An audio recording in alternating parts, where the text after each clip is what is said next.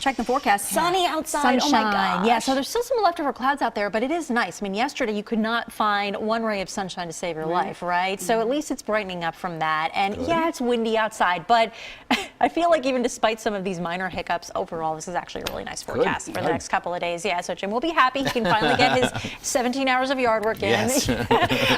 But we continue to count down towards spring. Yeah, spring isn't officially here yet, even though as meteorologists, you know, we're starting to look at the climatic trends that are shifting at this time of the year. We have to get through the equinox before we can officially say spring's here. But with that said, we've got a couple of mild days coming up. Let's take a look at our countdown graphic and see where we stand here from everything from the first official day of spring to Phil's opening day to when we would normally see 60 as an average daytime high. And yeah, still in double digits on all of these counts. However, we do have a day that not only hits but exceeds 60 degrees here in the 7 days. So it obviously goes to show that averages are just that. They're just average. And it does mean that we can have some of those swings on the thermometer. And we certainly are going to see that in the next couple of days. Now, looking at a wider zoom on storm scan, but still regional, things are very, very quiet. High pressure is building in. It's settling in as well for the next couple of days. And even though we do have that wind to contend with here today, that will ease again later on tonight. And then it's kind of just done for the next 2 days. Maybe a little breezy tomorrow, but really, really lightening up here. And the skies will stay nice and bright too.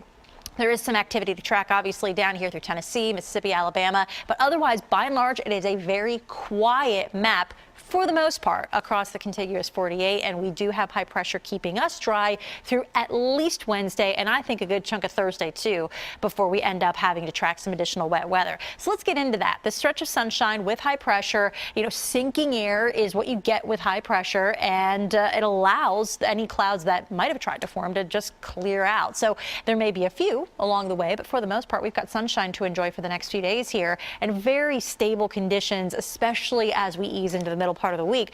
Temperature wise, it's seasonable to above average for the bulk of the 7 day. Tomorrow is a little on the chillier side simply because, again, of the shift in these different air masses that we're finding. However, no wet weather to speak of, so it does look good.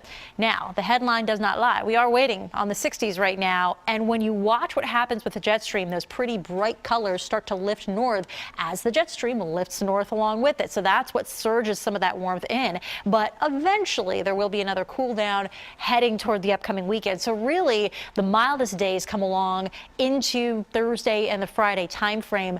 However, if you're going to see a shift with these air masses from warmth to colder, you know there's got to be something in between here that brings about that transition. So there will be wet weather that we do have to track in the 7 day. Now, here's a look at the current wind gusts, at least the places that are bringing in some observations. We do have a noticeable sustained breeze across the better part of the area, but these are your higher gusts. So up to 29 at Mount Pocono, 26 mile per hour gusts currently at Philly International. So you notice that. And that's why I would say there are a lot of little variables that play into your comfort outside. You've got more sunshine, a higher sun angle this time of year. It's a little higher than average with our expected daytime high.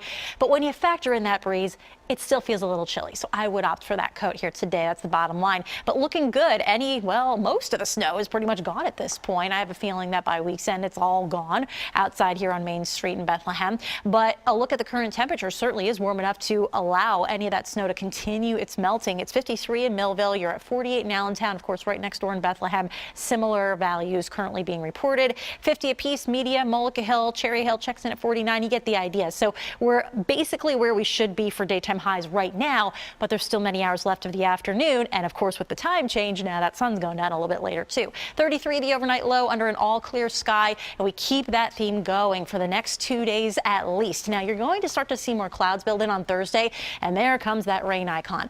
Probably not having to worry about any wet weather until at least Thursday night, but it almost fell over. Ooh. I'm good, but almost into Friday.